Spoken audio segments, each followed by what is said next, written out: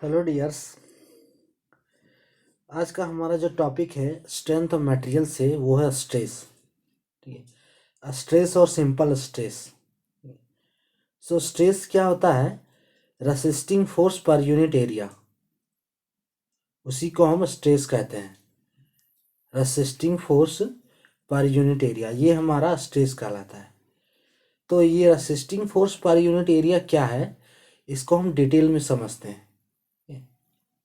उसके लिए हमने एक रॉड लिया या फिर एक ये बार है, इसे आप सब्सटेंस भी, कोई सब्सटेंस पे भी आप ले सकते हैं। तो इस रॉड पे दोनों ओर से हम फोर्स लगा रहे हैं। ये ये फोर्स जो लगा रहे हैं ये हमारा अप्लाइड फोर्स है। और अप्लाइड फोर्स ये क्या है? पुल कर रहा है। ठीक है, दोनों ओर से रॉड को पुल कर रहा है। तो ये पुल हो रहा है, तो पुल का जो होता है, इसमें रॉड जो पुल कर रहा है, तो ये किस टाइप से फोर्स हो गया? ये टेंसाइल फोर्स हो गया। ठीक है, तो टेंसाइल फोर्स हो गया। तो जब इसमें हम टेंसाइल फोर्स लगाते हैं तो इसमें डिफॉर्मेशन होगा रॉड में, है ना। If the force is tensile then it increases the length of rod. ठीक है, और ये डिफॉर्मेशन होगा, तो डिफॉर्मेशन होने पे इस जो है रॉड के लेंथ को इंक्रीज करेगा, यानी कि इस रॉड में एक्सटेंशन होगा। ठीक है, इस रॉड में एक्सटेंशन होगा। सो जब इस रॉड में एक्सटेंशन होगा तो यानी कि इसमें डिफॉर्मेशन होगा, दोनों सेम ही है, एक्सटेंशन या डिफॉर्मेशन। ठीक है, तो इसमें एक स्ट्रेस क्रिएट होगा। ठीक है, इसमें क्या होगा? स्ट्रेस क्रिएट होगा। तो इस बार को हम फिर दोबारा ड्रा कर रहे हैं। ये हमने बार को ड्रा किया और ये जो हमारा है डिफॉर्मेशन है।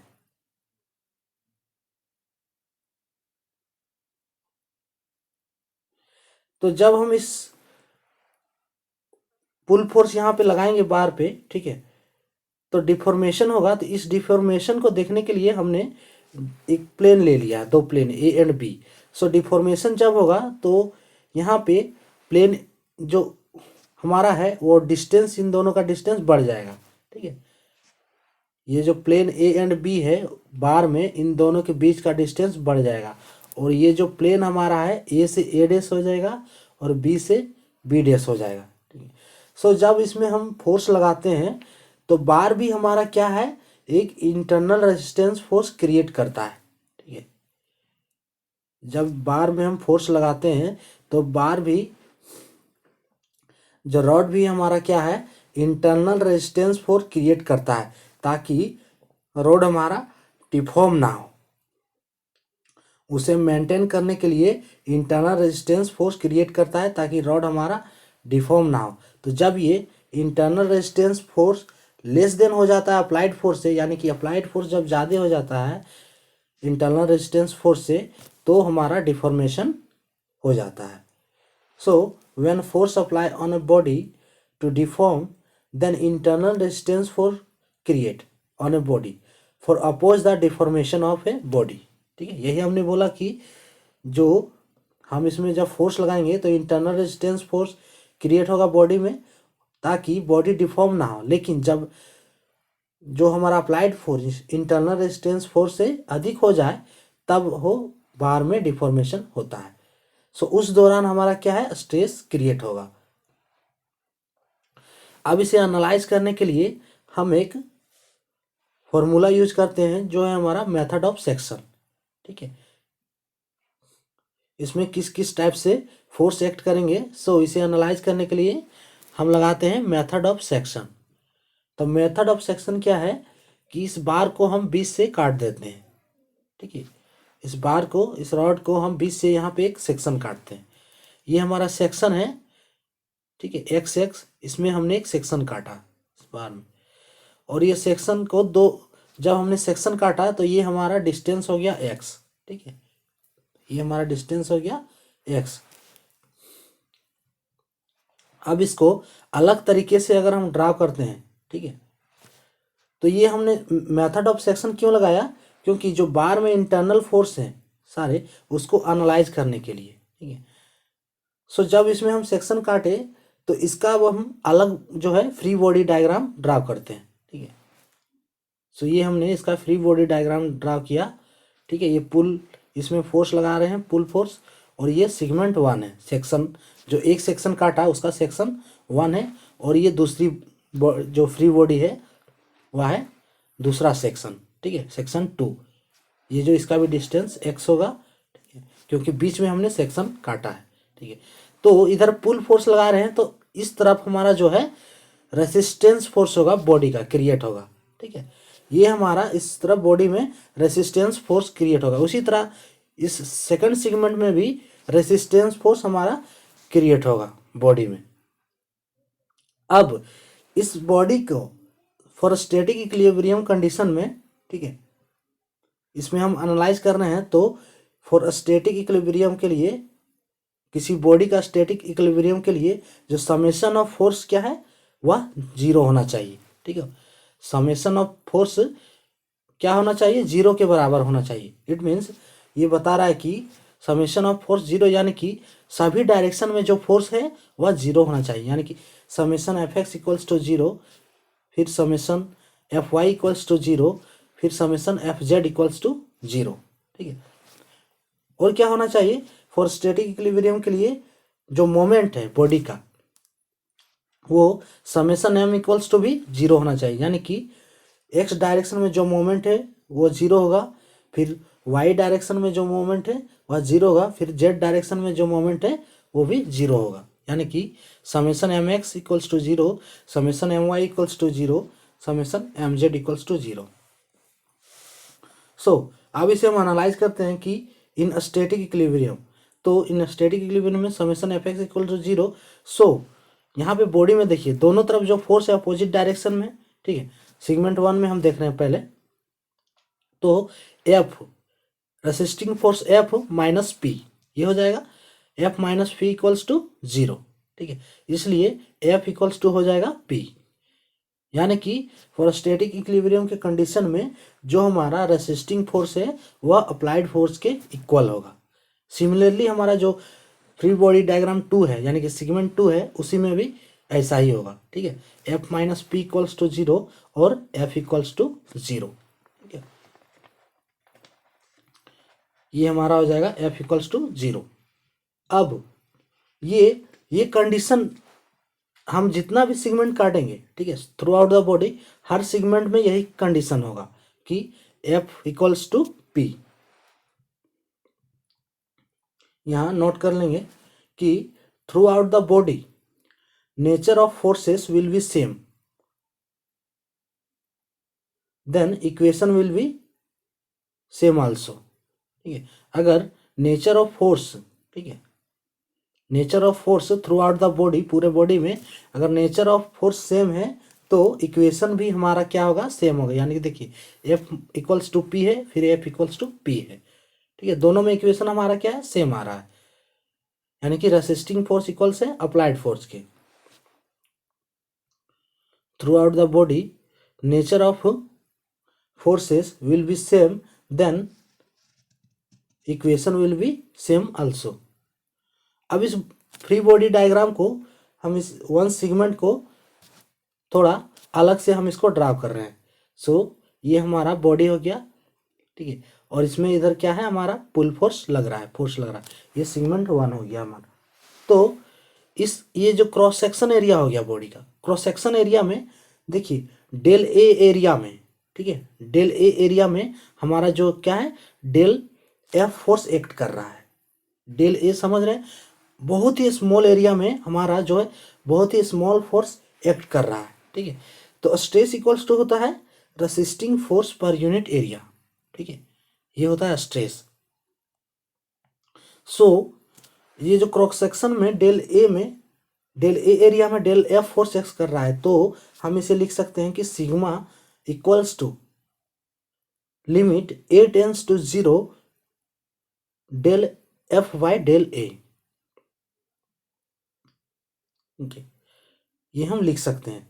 अब ये इक्वेशन में लिमिट ए टेंस टू 0, यानी कि ये इक्वेशन क्या बता रहा है कि ये बता रहा है कि जो स्ट्रेस का वैल्यू है, ठीक है, फॉर डिफरेंट एरिया के लिए, ये स्ट्रेस का वैल्यू इस फ्री बॉडी डायग्राम में सेगमेंट 1 में जो हमने डेल ए एरिया पे डेल एफ फोर्स एक्ट कर रहा है, तो यानी कि ये ऐसा नहीं है कि स्ट्रेस का वैल्यू जो है डिफरेंट एरिया में, हर डिफरेंट एरिया में सेम हो, नहीं, स्ट्रेस का वैल्यू हमारा जो है हर डिफरेंट एरिया में डिफरेंट होगा। ठीक है, डिफरेंट हो सकता है, सेम भी हो सकता है, लेकिन ये नहीं कह सकते हैं कि हर एरिया में हमारा सेम हो। So this equation says that the value of stress for different area can be different. This equation says that the value of stresses for different area can be different. That is, sigma is not constant throughout the cross section, है ना। Stress का अभी हमने वही बोला कि stress का value for different area के लिए डिफरेंट होगा, यानी कि सिग्मा जो हमारा वो कांस्टेंट नहीं है throughout the cross section. Sigma हमारा कांस्टेंट नहीं है throughout the cross section. So इसे हम लिखते हैं कि sigma equals to d F by d A. Sigma equals to होगा d F by d A. अब इसे हम सॉल्व करते हैं, तो सिग्मा इक्वल्स टू है d F by d A, यानी कि डी एफ हमारा क्या हो जाएगा, sigma D A, D F equals to sigma D A. हम इसमें अब इसे हम स्ट्रेस निकालने के लिए दोनों तरफ इंटीग्रेट करते हैं, तो integration D F equals to होगा इंटीग्रेशन सिग्मा डी ए। अब यहाँ पे सिग्मा तो हमारा कांस्टेंट नहीं है ना, तो इसे कांस्टेंट बनाने के लिए हम क्या करते हैं कि एवरेज स्ट्रेस का कॉन्सेप्ट यूज करते हैं। ठीक है, एवरेज स्ट्रेस से अगर क्रॉस सेक्शन में स्ट्रेस हमारा जो है डिफरेंट है, ठीक है, इस क्रॉस सेक्शन में स्ट्रेस हमारा क्या है, डिफरेंट एरिया में डिफरेंट स्ट्रेस है, यानी कि तो अगर हम इसका एवरेज ले लेंगे, सो पूरे एरिया के लिए हमारा जो स्ट्रेस क्या है, एवरेज स्ट्रेस हमारा क्या हो जाएगा, सेम होगा, यानी कि कांस्टेंट होगा। ठीक है, ये आप दूसरे तरीके से भी समझ सकते हैं कि जैसे डिफरेंट नंबर ऑफ हम सम करेंगे तो उसका एवरेज क्या होगा, एक ही होगा, कांस्टेंट होगा। सो इसे हम एवरेज स्ट्रेस के रूप में लेते हैं। सो सिग्मा एवरेज क्या हो जाएगा, कांस्टेंट हो जाएगा। ठीक है, तो इसको हम बाहर कर दिए। So integration D F equals to sigma into integration D A. So F equals to हो जाएगा सिग्मा इंटू ए, और sigma equals to F by A. Sigma equals to हो गया एफ बाई ए, यानी कि stress equals to resisting force per unit area. ठीक है, अब इसमें हम अगर resisting force per unit area, ठीक है, इसमें हम अप्लाइड फोर्स लगा रहे हैं। ठीक है, यानी कि रेसिस्टिंग फोर्स जो है अप्लाइड फोर्स के इक्वल है फॉर स्टैटिक। सो इसे हम लिख सकते हैं कि sigma equals to P by A, जहाँ पे पी है applied force. Sigma equals to P by A, तो ये है हमारा stress. Sigma equals to F by A और sigma equals to P by A, both are दोनों सेम है, यानी कि इसे हम कह सकते हैं कि sigma equals to resisting force per unit area और sigma equals to P by A, यानी कि applied force per unit area. अब हमारा जो यूनिट है क्या हो जाएगा, स्ट्रेस का यूनिट क्या है, न्यूटन पर मीटर स्क्वायर, ये हो जाएगा फोर्स पर यूनिट एरिया, यानी कि न्यूटन पर यूनिट स्क्वायर, और इसे पास्कल भी कहते हैं। ठीक है, 1 newton per unit square, 1 newton per metre square, ये जो हमारा हो गया pascal, 1 pascal.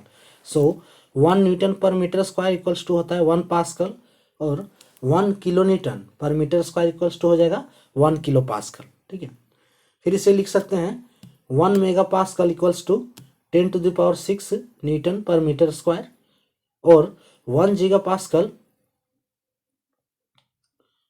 Pascal equals to हो जाएगा 10⁹ न्यूटन पर मीटर स्क्वायर, और 10⁹ pascal equals to 10⁹ pascal. So 1 newton per mm square equals to है 1 मेगा पास्कल होगा। 1 newton per mm square equals to होगा 1 मेगा पास्कल। ये है स्ट्रेस का unit. अब स्ट्रेस हमारा कौन सा क्वांटिटी है, ठीक है, स्ट्रेस कौन सा क्वांटिटी है, तो स्ट्रेस हमारा जो है ना ही ये वेक्टर क्वांटिटी है और ना ही स्केलर क्वांटिटी, ये है टेंसर क्वांटिटी, ठीक है। स्ट्रेस हमारा कौन सा क्वांटिटी है, टेंसर क्वांटिटी है। टेंसर क्वांटिटी क्या होता है, जो वेक्टर लॉ ऑफ एडिशन को फॉलो नहीं कर सकता, ठीक है। जो quantity vector law of addition को फॉलो नहीं करता है उसे हम कहते हैं tensor quantity. The quantity which does not follow vector law of addition, तो इसे हम कहते हैं टेंसर क्वांटिटी। या जो स्ट्रेस हमारा है वेक्टर लॉ ऑफ एडिशन को फॉलो नहीं करता है या फॉलो करता है सिंपल अलजेब्रिक एडिशन को, ठीक है। Stress follows simple algebraic addition, इसलिए स्ट्रेस हमारा क्या है, टेंसर क्वांटिटी है। तो ये था हमारा कंप्लीट सिंपल स्ट्रेस और स्ट्रेस, जो कि स्ट्रेंथ ऑफ मटेरियल का बहुत ही इंपॉर्टेंट टॉपिक है। सो आज के टॉपिक के लिए इतना ही। Thank for watching.